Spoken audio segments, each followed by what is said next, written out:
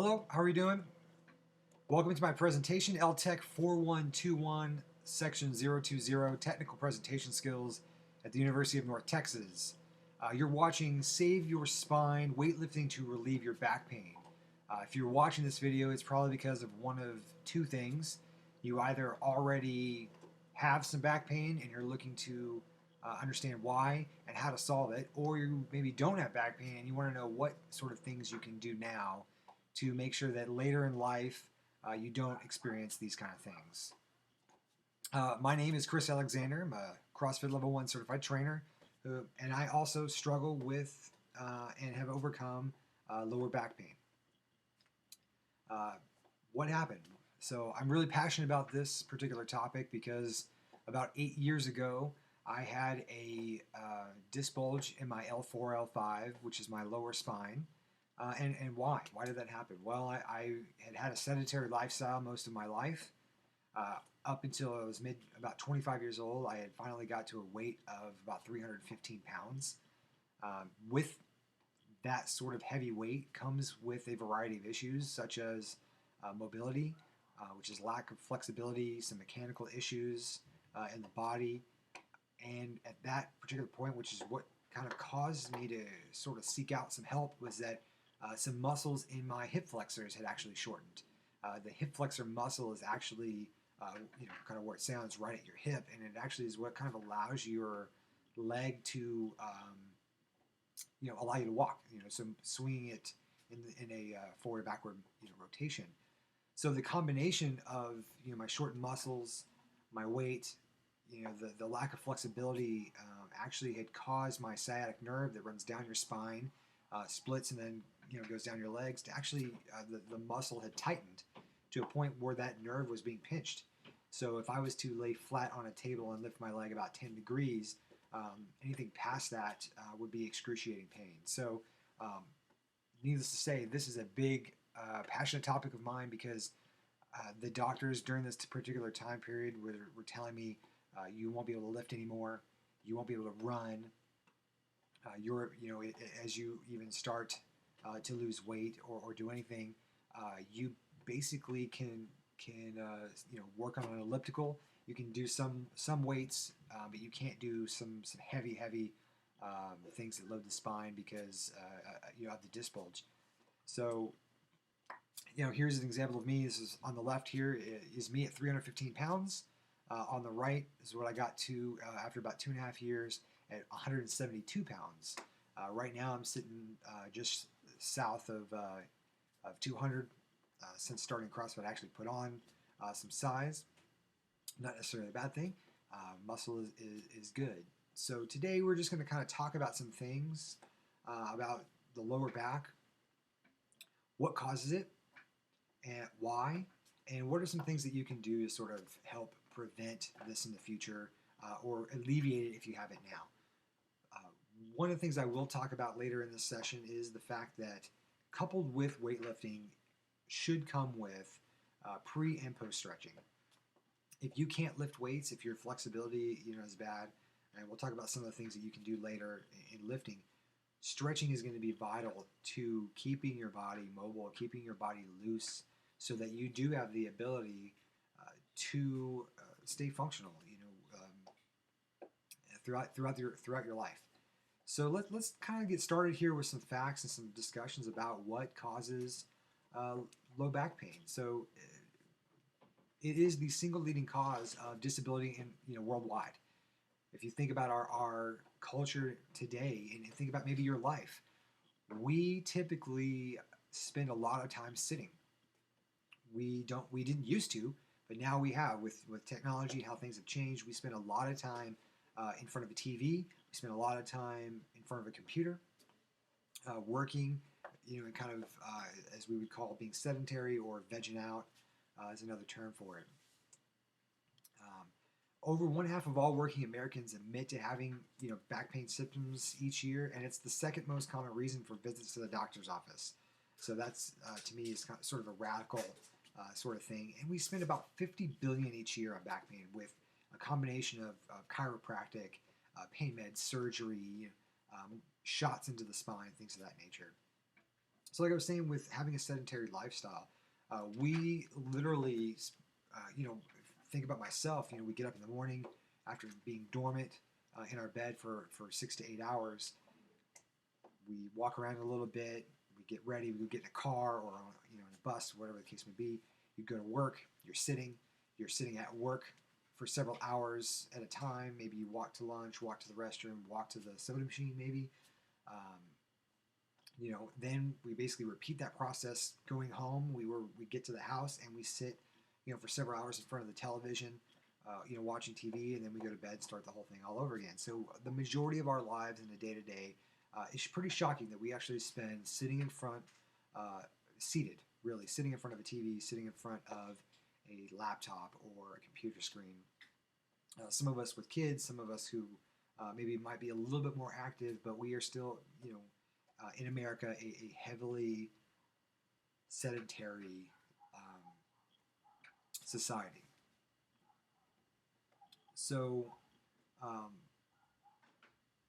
what are some of the things that kind of cause that? Like I mentioned, a sedentary lifestyle is that mechanical problems. Mechanical problems are literally the fact that if you think about sitting at a computer all day long, you're kind of your arms are stretched out forward, and what happens is your posture actually changes. You become kind of hunched over. Everything shifts forward. It can cause other injuries can cause this.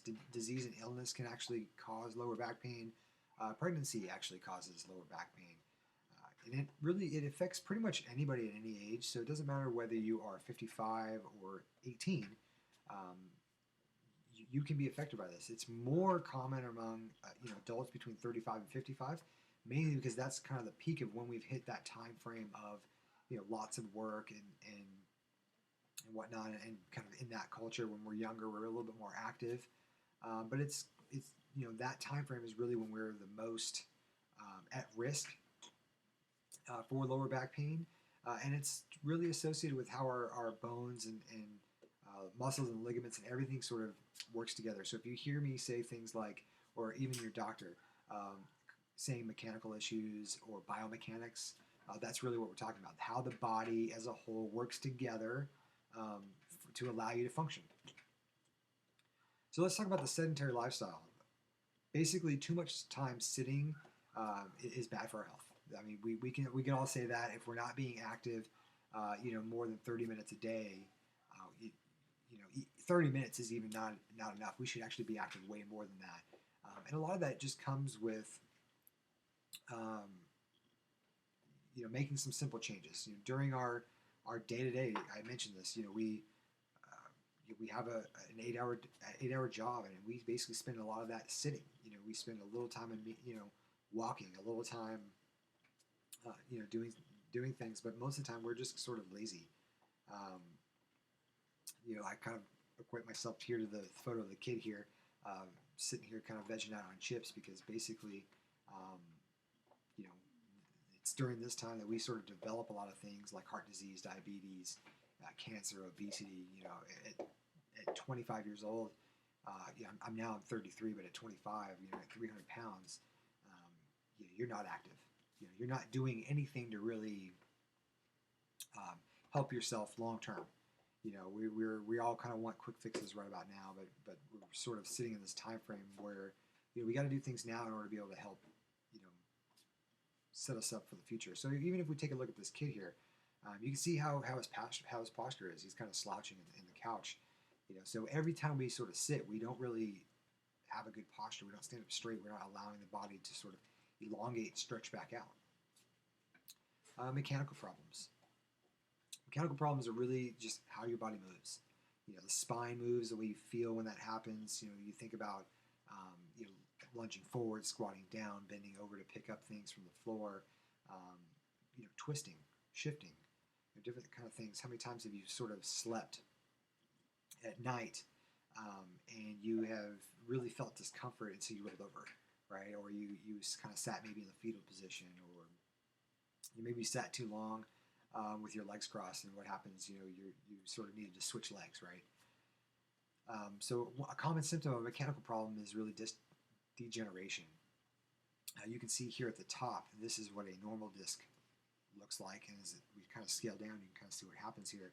A degenerative disc starts to develop some sort of failures here in the center. We get further down, this is what a bulging disc looks like. So here, a normal disc, right? Now a bulging disc. Here's kind of what's happening. It's basically what they talk about is the cheese is starting to slip off the cracker. Is what they kind of talk about here. When you get to a herniated disc, herniation, now your disc is actually sliding out so far that it's actually causing a problem. It's actually touching other areas of your spine. And a thin disc, now you're basically having bone-on-bone contact. Once you kind of start with degenerative and you kind of work your way down, we're pretty much at varying levels of pain. And these sort of can kind of be caused from a variety of things, both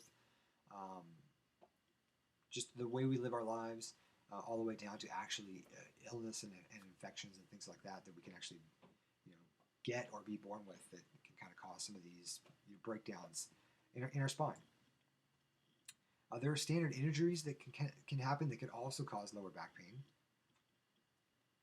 Sports-related injuries, repetitive motion, happens. So if you think about running, repetitive impact, that pounding, that you're taking every time you strike your foot on the ground, your spine literally compresses every time you take a step. So that's a repetitive impact, a twisting motion. So think about, here we have a baseball player here, or someone who plays golf. You're literally taking your stance and swinging and twisting your whole spine all the way around in one range of motion repetitively, right? So that twisting motion can cause things.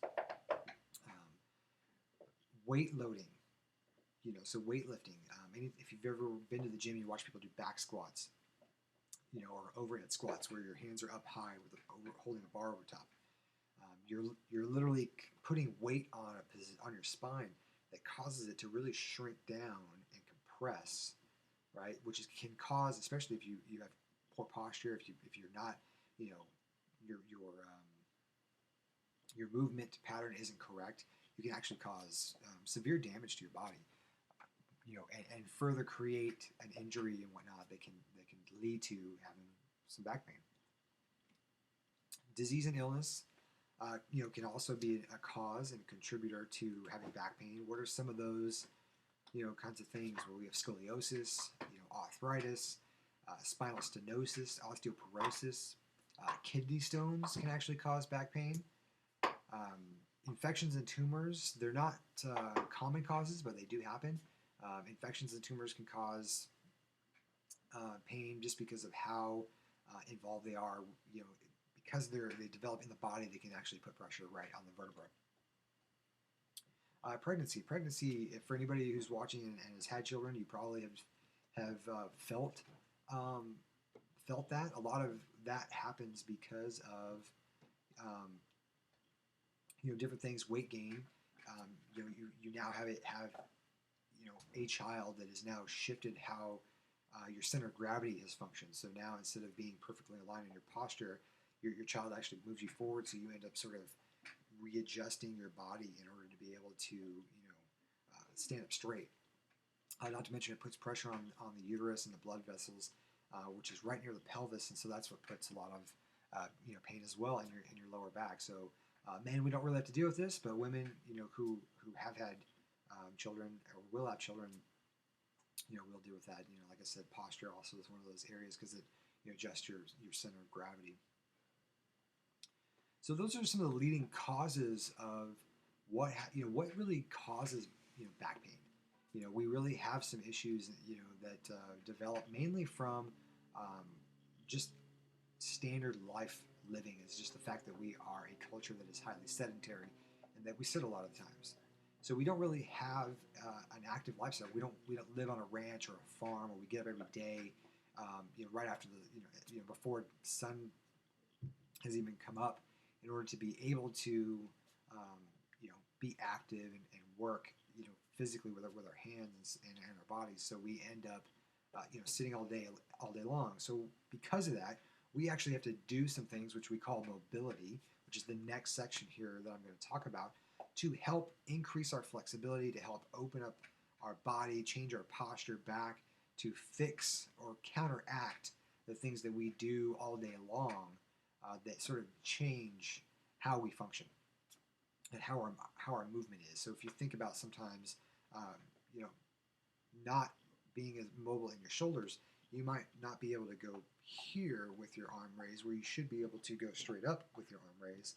And if I was to turn sideways, not being able to actually go fully parallel to the ear here, which is really where we should be, mobility wise. So mobility is a key component of being able to loosen up the body, especially the lower back, in order to be able to, one, maintain good posture and good health everywhere, but also to be able to alleviate, stretch out the muscles, allow blood to flow back through there so that we can remove the tension, which is what actually causes our pain in our lower back. So flexibility is the biggest thing that we need to increase. So we need to do what's called get NEAT, non-exercise activity thermogenesis, which is basically the ability to stretch and turn and bend. So the things that I'm going to talk about, five different things I'm going to talk about today, deal with a hamstring stretch, the two-knee twist, the sphinx, the pigeon, and the eye of needle. These five all stretch out different areas of the body, but they all lead to tension in the back, okay?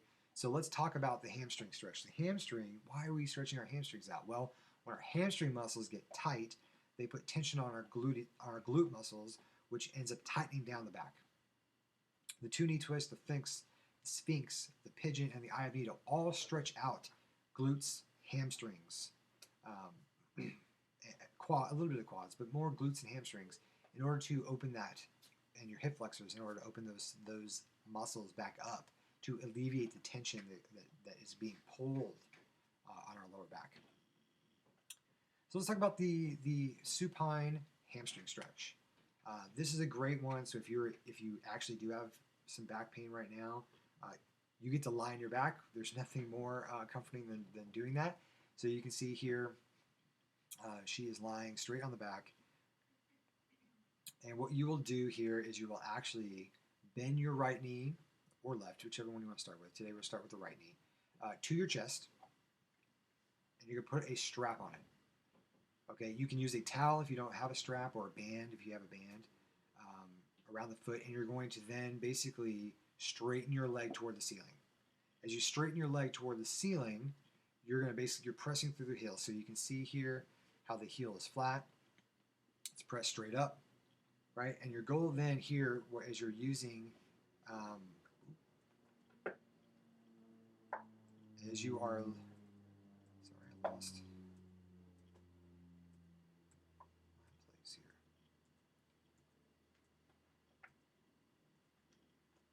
See, okay, as you use the band here, you have the ability to then pull it closer and closer towards your head, pressing throughout the heels. Now, you may not be able to get vertical or even more closer above, towards the head. So you may be down in this area here, maybe 45 degrees, plus or minus 10 or 15 degrees here. But as you start to stretch that out, you'll feel some tension. It'll start to relieve as you hold that for 3 to 5 minutes, each leg. As you sort of continue to do this, you'll start to see where your range of motion will actually can get better. You'll be able to stretch this further and further out.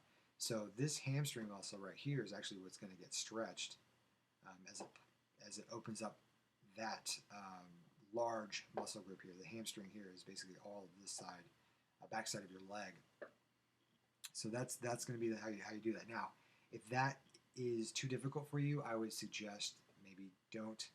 If you can't straighten your leg all the way out, bend it. Don't use the strap, but pull at the knee towards your chest. That is a good option. You'll still get a little bit of that hamstring stretch, and then from there you can work up to adding the band. And you can see here is the alternate stretch. You can see that the leg is bent. Some people who have extreme pain in their lower back actually can't straighten their legs out. I know when I first started trying to do this maneuver was actually pretty painful. I had to bend my leg in order to be able to get into this position for a while. But you can see here as the opposite leg that you are not stretching is bent. The one that you are going to stretch, you're putting your hands cupped and crossed through the fingers over your knee, and then you're basically pulling toward the chest. So as you pull towards the chest, it's going to bring your leg up. And you can see here that it is, you're going to feel it right here in your hamstrings and your lower and your butt, basically. Hold that for a good minute, and then just kind of repeat each side. 2 to 3 on each side is really good. If you can hold it for a good 30 seconds to a minute, that's going to be good. It'll help start opening it up, and then you can move on to back to this particular movement, which will show that you're actually making progress. The 2-knee twist. All right, my wife does this twist a lot. She loves it. We call it a 2-knee twist because you're basically twisting both knees in a direction. So you are going to lie on your back, as you can see here. If you actually would imagine her being vertical, she looks like she's actually sitting with her arms basically straight out at her side. Now the arms being straight out at the side, you're going to basically lay those palms facing down. That is your stabilizer, because your knees, as they come up, right, in that L shape, are going to fall over, and you're going to need your arms to be able to place it so that you don't roll off and fall to the side. So as you're sitting there in this shape, right, breathe in. As you breathe out, lower your knees down to the ground, okay? Pick a side. You can do left, you can do right. You're going to do right here in a minute. Once you get it there, you're going to see basically what's happening is that her spine is now twisted, right? She's actually stretching, getting trunk rotation as the knees hit the ground. Hold that, for again 1 to 2 minutes each side, right? Once you have 2 minutes, 1 to 2 minutes on that side, go back to the center position, then move to the opposite side. Now I will say some people can't do both knees at the same time, so what you might have is you might just have one knee up, okay, other one straight ahead of you, and then you basically will fold that over in the same exact position. So you may not be able you may not even be able to get all the way over where your knees will touch. So that's why basically doing one leg at a time will actually help you, because at least you can get into the movement and get a good stretch in, and then progress to being able to do both knees and shift. My wife does this, and when she does it, you will hear her spine literally go click, click, click, click, click as she does it. The McKenzie protocol. So this is one of my favorite. This is a huge one. There are several studies that are actually out there with people who have been doing this particular one simply just to remove back pain. I was first given this by my chiropractor, who told me to basically on a Saturday, my homework was to do this maneuver on the hour, every hour, from the moment I got up to right before I go to bed. On Saturday and Sunday, come back and see him on Monday, and we'll see how you do. Just doing this maneuver opened my back up so much in my lower back that my ability, like I said earlier, I only had 10 degrees if I was just to lay flat of leg movement before I'd feel extreme pain. Just after those 2 days of doing this maneuver alone, opened it up where I had a good 35 to 45 degrees of motion just by being able to get into this position. So what you'll do is basically you will lie flat on your stomach. You can see your face is on the ground here. You're almost kind of assuming a push-up position where your arms are right here by your armpits, palms facing down, and you should be laying right there. And all you're going to do is basically push up. And what you'll end up seeing happening is basically as you go here, you're kind of going to bend up into sort of this position where you follow this sort of curve. Now the benefit of being able to get into that is, depending upon your flexibility and your degree of pain that you're currently experiencing,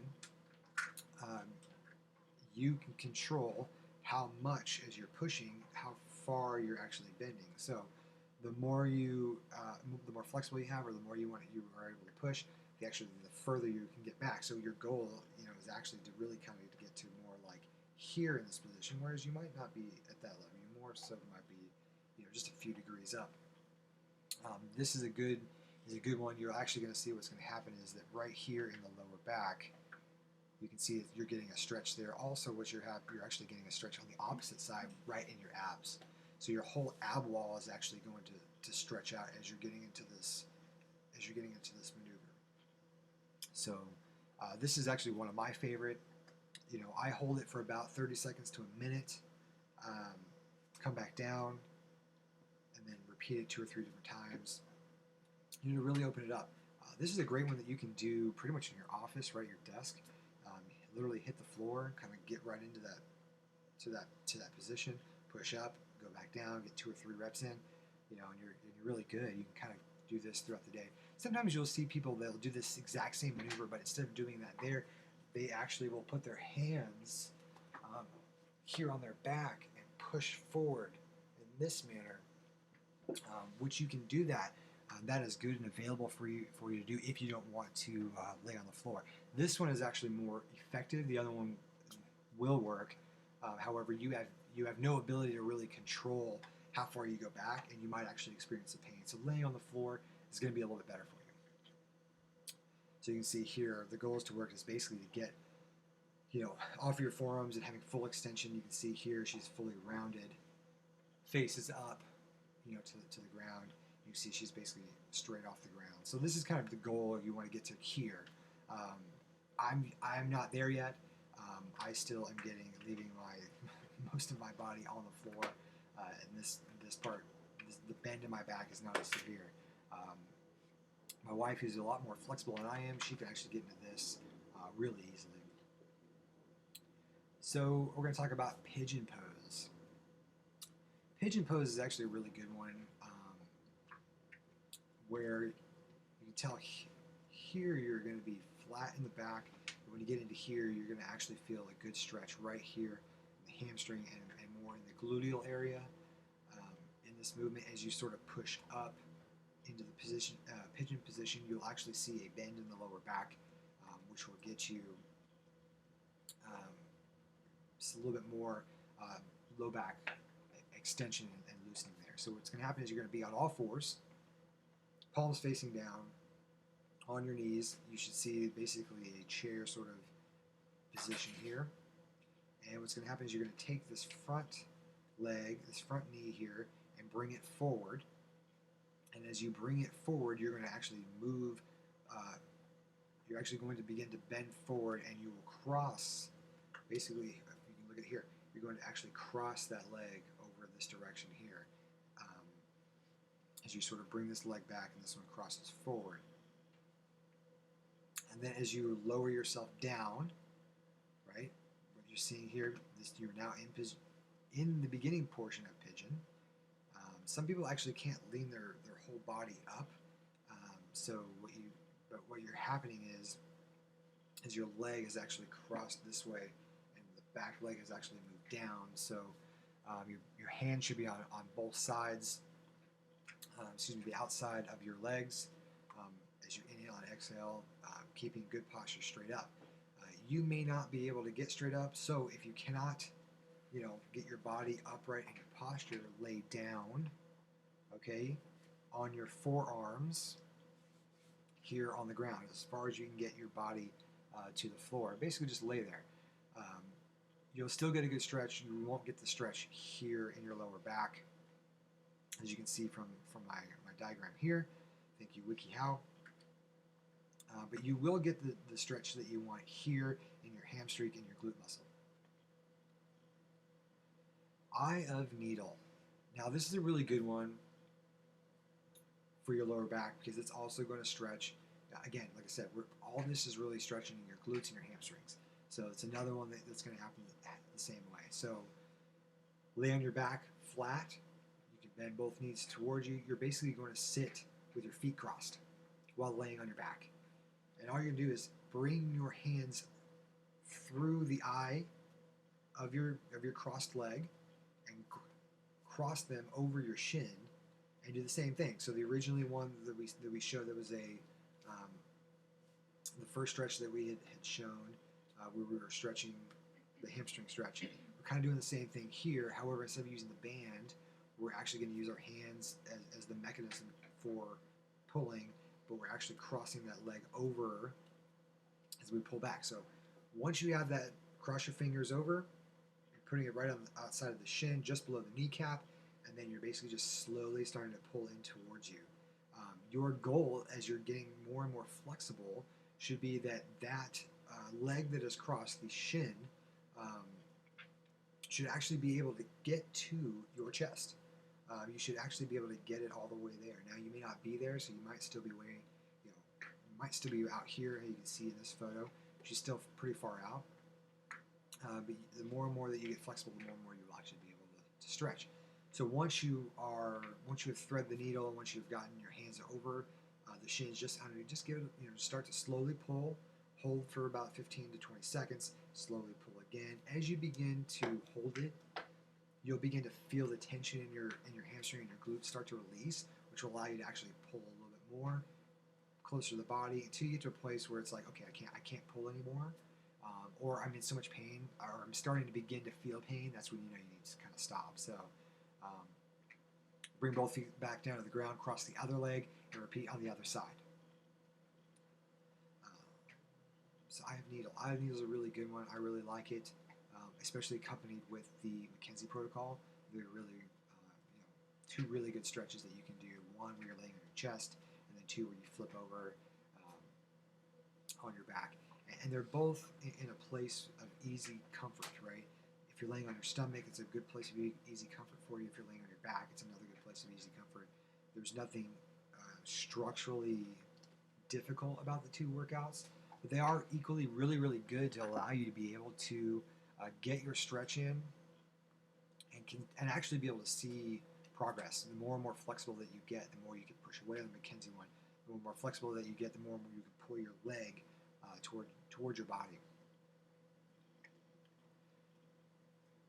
So we've sort of talked about what causes back pain and symptoms that sort of lead to that and whatnot. And now we shifted over into stretching. Now I highly recommend with stretching, if you're going to work out, if you're not going to work out, stretch every day. If you've got 10 minutes, use that 10 minutes to stretch. If you're going to go to the gym and you're going to work out, start with a little good stretch, in the beginning. Get your workout in, which we're going to talk here in a minute about, and then when you're done, stretch again at the end. I like to get a good start and a good 5-minute warm up, and then get some basic stretching in to kind of continue to loosen up the body so I don't pull anything when I'm lifting. And then once I have lifted, go back to stretching. Now your muscles have been used, they're loosened, they've been stretched, and now I can actually get back in there and iron some things out again with a foam roller and these other 5 stretches I've just talked about. So now we're going to drive into the last part. Now, if you have a back injury and you are under strict doctor's orders like I was, don't work out. Don't work out, okay? Heed the wisdom of your doctor and know, hey, my body is telling me to take a break. Listen to it. Take a break, right? But understand that these are some workouts that you can do once your body once the pain in your body starts to subside, and you can slowly work back into working out. You can't jump right back into the gym. Go, if you were doing squats or leg presses and whatnot, and go, I was leg pressing, 350 pounds. I had a back injury. I'm going to jump right back in, and 350 pounds is like nothing. No, 350 pounds is going to be excruciating. So starting back in at a much lower weight just to start to get that feel back in is what's going to really help you to progress and not cause permanent damage to your back. Slowly progressing through, slowly adding weight, slowly increasing your flexibility, consistently being flexible and doing that every single day is what's going to lead to one, long-term healing of your back, right, and maintaining that lack of pain, right? And two, if you don't have any back pain, it's going to maintain a good, healthy lifestyle for you where you never even experienced this. So let's move on into the strength portion of this, because once you've had back pain, there's something that has been going on that caused it, right? You either weren't doing something, and your body's muscles have just not been adapted at being strengthened. So now you have to get in there and strengthen it, in order to be able to really have a good, strong body. So let's talk about back and core. Okay, so with every muscle in the body, there's a pair of muscles that work. So if you talk about the bicep here, right, the opposite muscle to the bicep is the tricep, right? When we talk about the chest, the opposite muscle group to the chest is the back, the upper back. Now, when we talk about your abs, okay, the opposite side muscles are your lower back, okay? So if you go and you do lots of lower back work, and you don't do anything to strengthen your abs, your core, okay, then you have problems. You have what's called muscle imbalances, right? I can do bicep curls all day long, but if I never strengthen my tricep, I have an imbalance in my skeletal structure of my body, okay? So there are 4 different exercises we're going to talk about that are going to work lower back, okay? They're going to open your body up after having a long day, sitting all day long. These movements will actually open it up, and we're going to strengthen the core of your body, okay? We're talking core, we're talking abs. That's obliques, upper abs, middle abs, lower abs, okay? So those, we're talking about 4 different ones. Hyperextensions, or otherwise known as Supermans, a kettlebell swing, which I love, the plank, and the crunch. There are other movements that you can do, deadlifts and rack pulls. I like them. However, with bad form, with heavy weights, they can actually cause more pain and damage than they actually can help.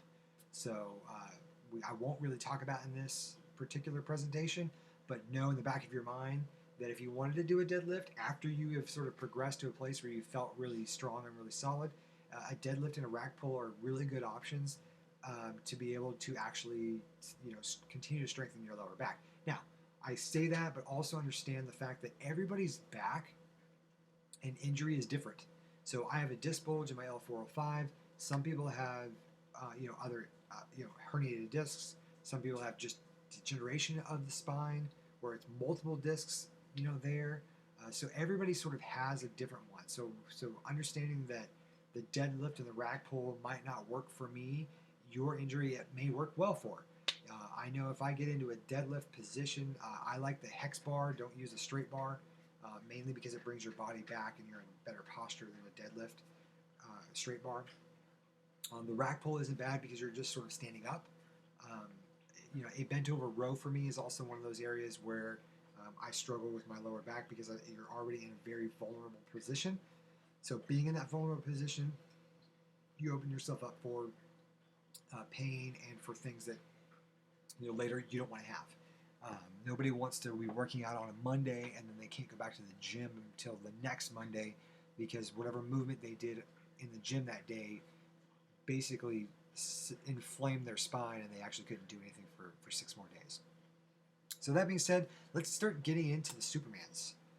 Supermans are fun. You can easily do them right after doing the McKenzie protocol, so you never have to go to the gym, right? You can be right here in your living room, on the floor in your bedroom. Doesn't really matter. You can be watching TV and just hit the floor and knock this out, right? So what we will do, we call these Supermans for a reason, as you can tell. She looks like she is flying. So what happens is we lay flat on the ground. Arms are straight up, palms facing down. You can see here she has her palms outwards. I like palms facing down.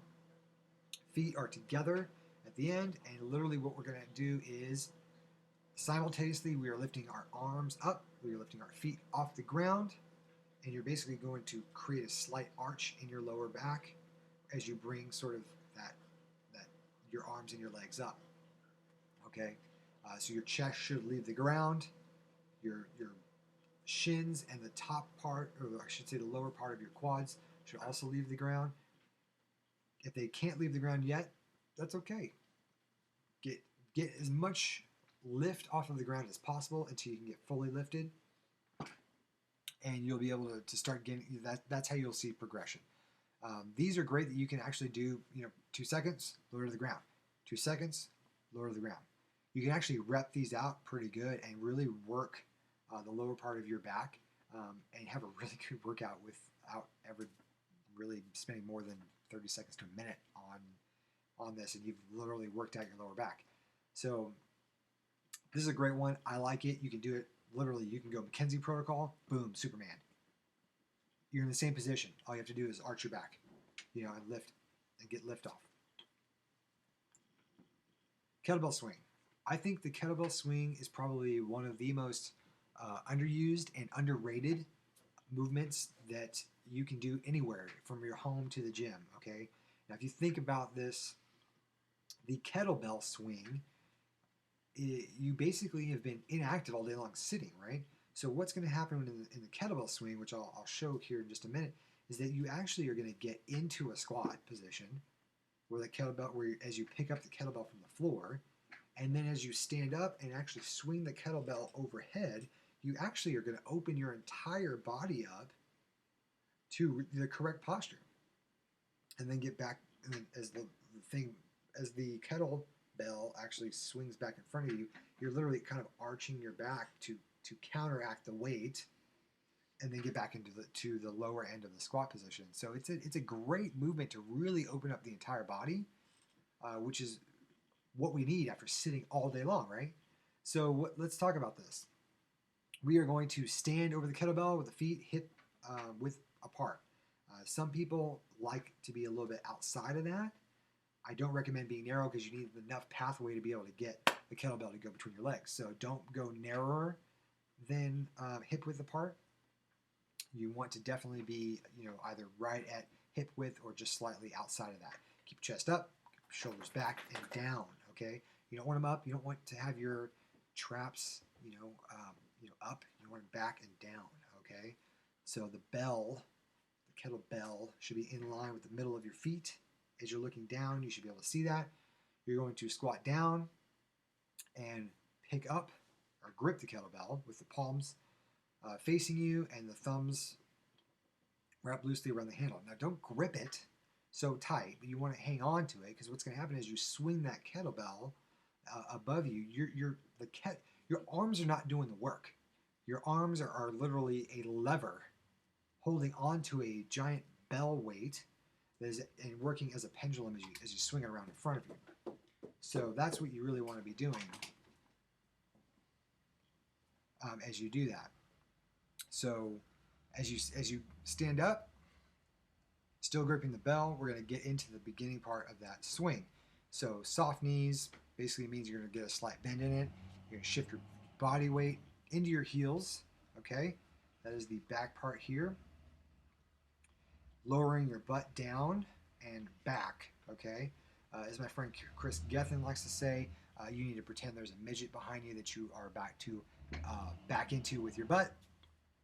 And that's where you will drive back down, and what's going to happen is you're going to explode through the hips, okay? As you stand up, the kettlebell has nowhere to go but out in front of you, okay? Turn to the side. It's going to swing out in front of you, and then it's going to go up, okay? If you can only get out in front of you, great. Try to get to eye level here, okay? And then bring it back down, right? As you get more flexibility in your shoulders, okay, that should get to here, and then you should be able to get all the way overhead, okay? Now you can see I'm a little tight this morning, but what you want is once you get that kettlebell, you actually want to be straight overhead. You want to be, arms should be parallel here with your ears. Then once you're coming back down, this kettlebell is not dropping straight down in front of you. It is coming actually out in front. Now what you're seeing here is, as I do this, I lean back, okay, because the weight is coming, I'm counterbalancing it. I'm getting back, lowering myself back into that squat where my knees are soft again, and I'm coming back down, driving back down here, and catching it right back in between. Now, don't let it stop. Use that momentum to then hip thrust right through it again. Boom, pop it right back up, okay? So you can see here, as we're driving through, that kettlebell comes back up, right? She's not quite at eye level yet, but you can see my heels have slightly gotten off the ground because I'm using that explosive hip movement to launch that kettlebell out in front of me as it comes back over. So as it gets up, right, it's going to come back down, and then as it comes back down, we want to receive it. So we want to be able to soften those knees, squat back down, one fluid movement, boom, kettlebell goes right back between our legs, and as we stand back up, we're literally popping our hips forward. Okay, as we pop our hips forward, boom, that weight's going to launch and go right back up again, right? So I recommend when you do this, lightweight, right? Lightweight to start out with, just to be able to get the feel of what this feels like. If you've been doing kettlebells swings before, great. You probably can work up to a little bit heavier weight, but I would definitely start out light, 5 or 10 pounds, okay? Work your way up from there. The last thing you want to do, because you are getting into a squat and having to pick up a heavy weight, if you're having lower back pain, you don't want to reach down and pick up a 53-pound kettlebell, right, to be able to stand up and have to do 10 or 15 reps of this. You want to pick up something more like a 10-pound kettlebell, or a 15-pound kettlebell, and work your way up. Now, as you sort of get more advanced in this, I recommend definitely using both hands. But if you were trying to increase some things, core stability and different items, you actually can do single arm. So one arm is literally coming up. You can swap arms to bring it back down and launch back up again. And using that as the lever. So those are options that you can do. But I recommend both hands on the bell, and keeping it straight to be able to go all the way up overhead. This is going to skyrocket. First of all, workout wise, this is going to skyrocket your heart rate. So if you want to get, if you wanted to do something and just get a great workout in for the day, go grab a kettlebell and set a timer for 15 minutes, and just knock some reps out. Go 10 or 15 at a time. Set it down. Breathe for about take a 30-second break off of it. Step back in and do it again. You'll get a great workout because it's going to skyrocket your whole body, and it's going to work everything. Really, because it's going to open your whole body up, but you're actually going to get a really good leg workout. You're actually going to get a really good with the shoulders because you got to bring it up overhead. You're going to get really good hip thrust movement, so it's going to open all that up. So this is great.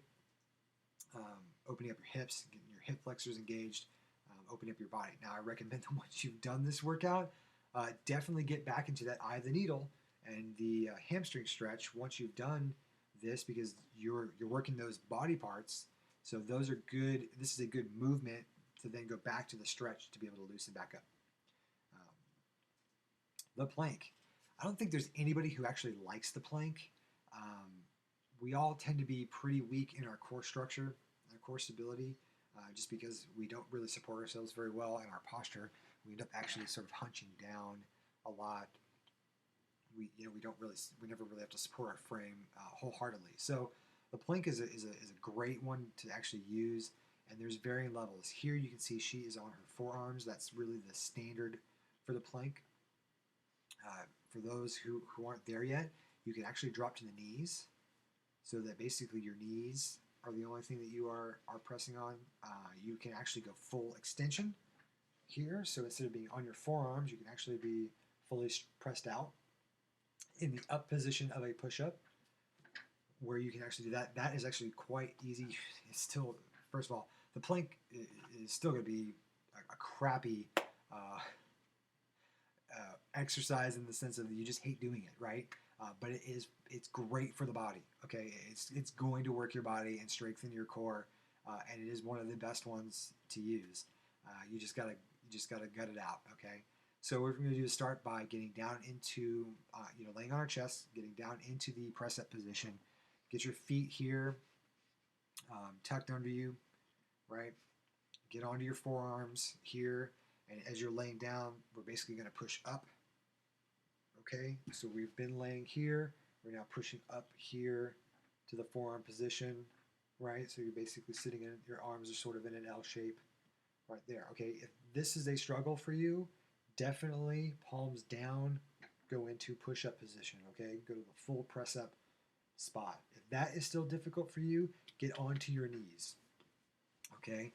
As you engage your core, right, you are going to suck in, right? Bring your belly button into your spine, okay? And you're just going to hold that. Now make sure you breathe, okay? Nobody wants to hold their breath for over a minute, but breathe. But do try to work up to holding that for a minute. I think, a minute is good.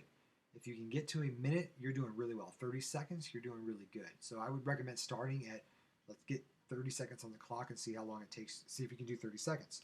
If you can do 30 seconds, excellent, right? Your goal then, work 45. You can do 45 seconds, go to a full minute. If you can do a minute, right, and your arms aren't sitting there shaking the whole time, right, like this, as you get into that 55, 56, 57, 58, 59, oh, finally I can let it down, right? If your arms are sitting there shaking, okay, you're sort of, you're at that good place, right? Then you get to a place where, okay, this at a minute is great. I can hold that out. Now I'm going to go a minute and a half, okay, and get to a minute and a half. Work your way up. I really would say get to a minute, get a 30-second break, pop back up, go another minute. Okay, try to get 2 or 3 of those in there. You know, if you can do that every day, this is a great thing that you can do. Really, at any particular point in time, right? And there's 3 different levels of variations that you can actually do to make sure that you actually have a plank that you can get into and have comfort with. So moving on to the last sort of core workout here is the crunch.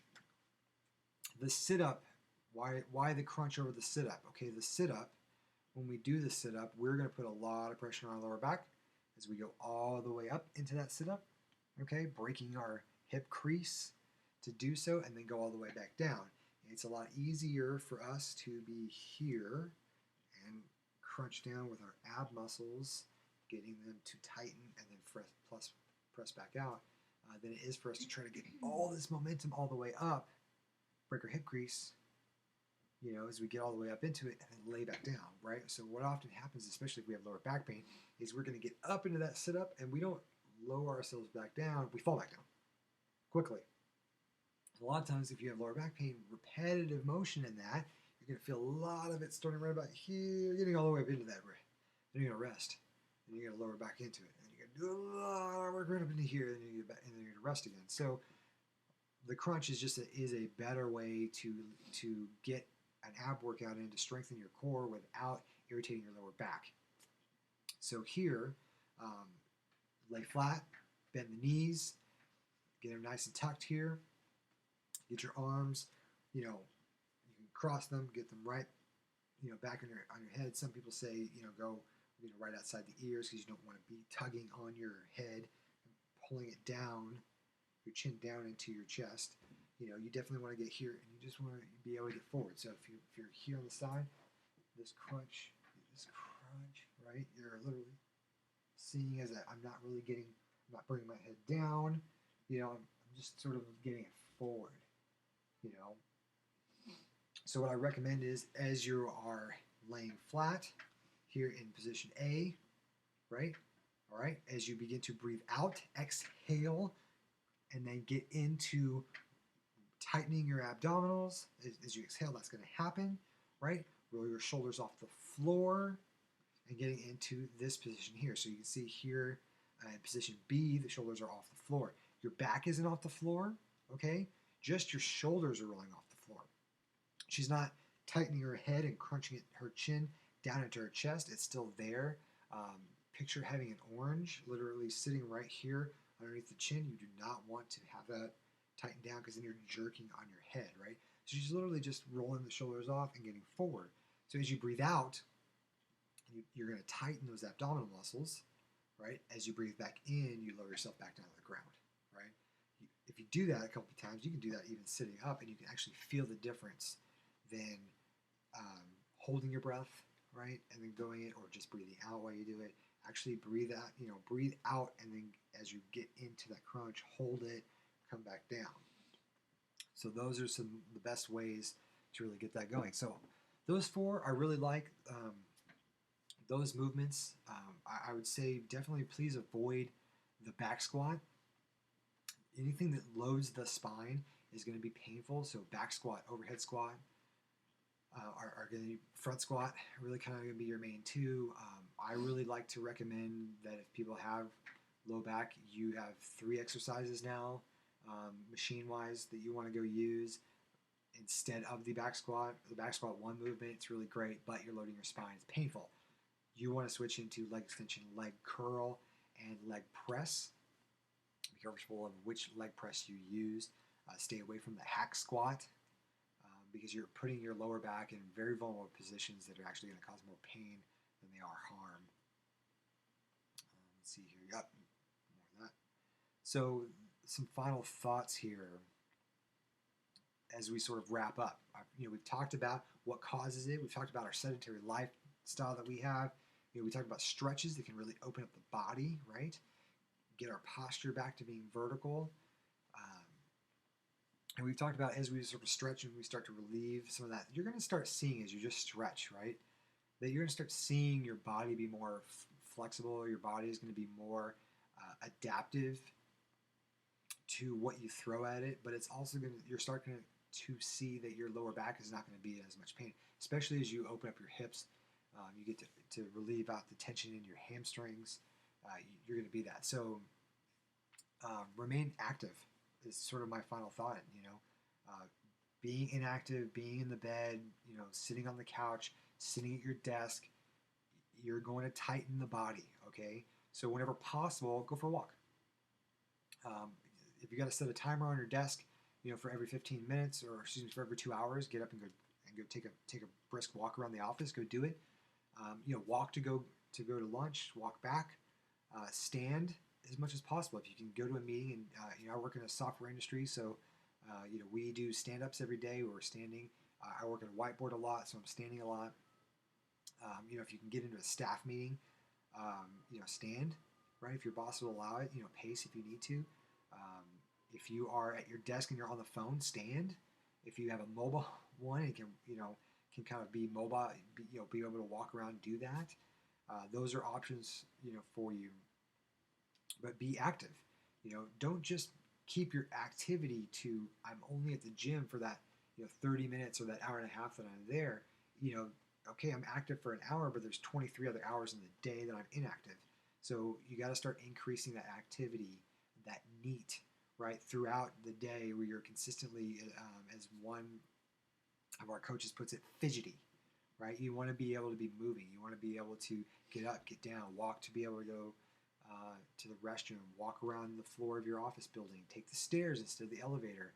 Now, if you're on the 13th floor, maybe you don't want to take the stairs, right? I work on the 6th floor at one point in time. I worked for one of the companies I worked for. That was not a fun day. That's, taking 6 flights of stairs, especially here in Texas when it's 100 degrees outside, right? The stairwell is hot. Great workout if you're going to do it in your gym clothes, but not when you first get to work. But, hey, if you can walk a floor or two, so if you're on 6, take the elevator to 4, take the stairs to 6, right? But try to work out more times in your day to be active, right? Get a pedometer, get one of these, Fitbits right here, right, where you can track your steps, but start seeing yourself get more and more. So if you're tracking your steps in a day and you're only getting 8,000, work to try to get 9,000, right? Figure out what you can do to be able to get more, right? Multitask while watching television.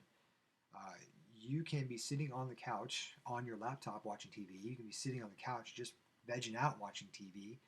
But let's do something, get your elliptical, put it where you can watch the TV beyond the elliptical or a treadmill. Do some games during commercials. Hey, it's a commercial. Let me get up. Let me get a stretch. Let me knock out some McKenzie protocol. Let me roll into some Supermans. Okay, commercials are over. Let me go back to sitting and watching my TV. Let me get up. Let me go dust something and come back, right? Do something where you're going to start putting some activity into your life, right? Especially while you're watching TV. Just don't be a couch potato, right? You want to be able to increase and open things back up and increase your mobility, and you can't do that being inactive, right? So some get up and goes, right? Warm up and stretch before exercising, right? I highly recommend this. There are so many people who come to the gym, especially I go to a CrossFit gym. We're doing a lot of Olympic lifting. People show up every single day. We have to stretch out, right? After you have slept for 8 hours, especially if you've got back problems, right? You've been inactive and laying flat or in a specific position for a long period of time. You want to be able to stretch, to be able to be mobile, right? So get up, go for a 10, 15-minute walk when you first get up. Do warm up and stretch before you start doing any sort of physical activity. Maintain good posture. Growing up being, highly inactive and getting all the way up to 315 pounds, my posture is horrible. You're very much in this sort of position where you're hunched over a lot. Your chest is concaved, right? It's pulled forward because of all the typing that we're doing. So you don't really stand up straight. Now, when you start to pull your shoulders back, bring them down, stand up straight, you got good posture going on. You're alleviating stuff in the back. Muscles aren't tightening in a way that they're not supposed to. You want to keep everything good. But that's definitely something to you have to consciously be aware of as you're sort of walking around throughout the day. You walk in a mall, you're at work. It's very easy for us to just kind of go on about our day and kind of be hunched over, looking down, looking at the computer, just kind of in this tight, zone, typing without ever really thinking. Stand up straight, pull my shoulders back, type. I can still be in a good position and be able to type without having to hunch over and slouch, right? So, make it a conscious effort to be aware of that. The other thing you want to do is you want to be able to wear comfortable, low-heeled shoes. Sorry, ladies, if you want to wear high heels, but you're putting yourself in a position where your calves are always fully extended, and it shifts you're having to really sort of balance on that one little stiletto, right? Boots are the same way for men. Your feet are sort of at a slant, not really at a flat level. So, whether it's a lower heel or a higher heel, be conscious of that, but make sure it's comfortable. Your feet hurt when walking all the time. You're in shoes a lot, so make sure that whatever shoe you are wearing is a comfortable shoe for you. I happen to work, like I said, at a soccer place, so a lot of the guys, we actually wear tennis shoes a lot throughout the day. So we actually have that ability. Some people who are wearing suits all the time, you can't. You have to be in a dress shoe a lot. So I would suggest finding some dress shoes that are stylish but also have good comfort for it. That means that you've got to put inserts in there. Get inserts. Your health is much more important than the shoe that you're wearing. So, sleeping. Sleeping is a big thing for us. We spend probably at least 6 to 9 hours, a day sleeping. So having a mattress of medium firmness is good. There's plenty of mattresses out there. Go find one. Go lay on it. Go test them out. Figure out what works for you. While you're sleeping, I would say another thing that you want to do. This is what I do a lot. Is lift your knees. What does that look like? Well, it basically just means you're having some sort of like pillow shoved right underneath the bottom end of your hamstrings, where your knees, right underneath your knees. So it just sort of like kind of gives you a little bit of a lift under there, but ends up putting a curvature in your body so that it's not flat like this. It actually just has sort of a slight little arch in your body. I try really hard not to twist, right? So that I'm laying my leg on top of a leg on my side, because what ends up happening is if I'm laying in that position, my top leg is actually going to roll over, and now I'm going to twist my whole body. So now my spine is literally in a twisted position, which isn't good for me. So I definitely want to be able. So you definitely want to be able to watch that. When you're sleeping, is to be able to adjust for that. So also the other reason for I hate sleeping on my side. What ends up happening is instead when we talk about posture, right? So if I'm sleeping on my side, let me show you here from the side. What ends up happening? Well, my bottom arm is sort of crushed here.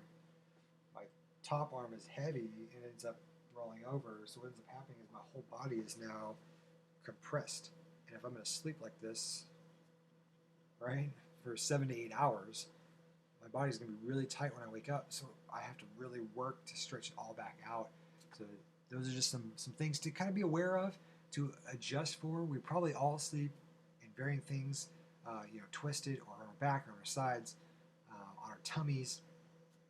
And we just sort of need to watch out for that, because what ends up happening is, especially, try to move. You may not be aware. You may hit the pillow and you're out. 8 hours later, you wake up. You're on to the next thing, right? You're up and you're just trying to get ready, but you're going to experience some pain. So I would highly recommend just kind of adjusting a little bit of your posture, adjusting your mattresses, to be able to have that, just so that you can kind of help ease that comfort when you wake up the next morning. Some of the stretches, like the eye of the needle, you actually can do in bed, right? So you can actually get that hand over your knee, get a good pull in. You can actually, get a good twist, kind of stretch in to allow yourself to kind of loosen up a little bit before your feet even hit the ground. So last thing I want to kind of just mention, as a final thought, I'm not a doctor. You have some pain, or if you think you are experiencing pain, please go see somebody. Okay, go see a doctor. Go see somebody. You know, they will take good care of you. I highly recommend finding somebody who's a chiropractor that specializes or does active release therapy or ART. They are big about stretching the muscles, elongating them, not just popping them back into place. Okay, popping them back into place is immediate alleviation of the pain. However, it doesn't do anything with your muscle structure in order to be able to get it back into place. So they're big about stretching that back out so that it moves it back into the correct posture where it needs to go so that you can function. They also teach you how to do this at home so that you can continue to be doing mobility yourself so that you don't have to go in 5 days a week to see them. You can go in once every 2 weeks, or once every so often, just for sort of a checkup, to be able to see how things are going. How's your alignment? So definitely recommend doing that, and they will also be able to assess you more accurately and see things like that might be going on, muscle imbalances, whatnot, and be able to send you off to get things, um, started, MRIs, things of that nature, to really see kind of what's going on.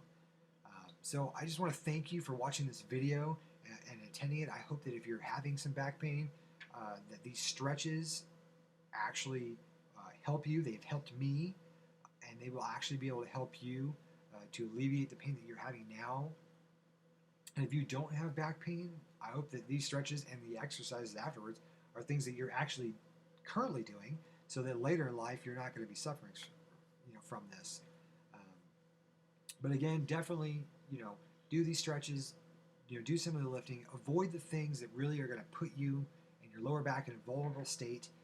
Avoid the things that really are going to overload your spine, like a back squat, overhead squats, deadlifts. And please, definitely, if you're having pain or you think that you're having or beginning to see some discomfort, definitely go see a chiropractor who has some ART experience to be able to help you get through this time, but also equip you to make sure that in the future you're not dealing with this long term throughout the rest of your life. So thank you for attending the presentation. I appreciate you taking the time to watch it. I hope that you guys get something out of this, and that your back begins to get relieved and strengthened, and that you start seeing the benefits that I've experienced over 7 years ago, and have actually still been living out today. So if you've got a few moments, take a moment to fill out this the short survey I've got attached. I've also got a handout for you. It's just a reminder of the stretches that you can do, so that if you need, if you don't have to be watching slides, you have a quick handout on a sheet of paper that you can reference. So thanks, and have a great day.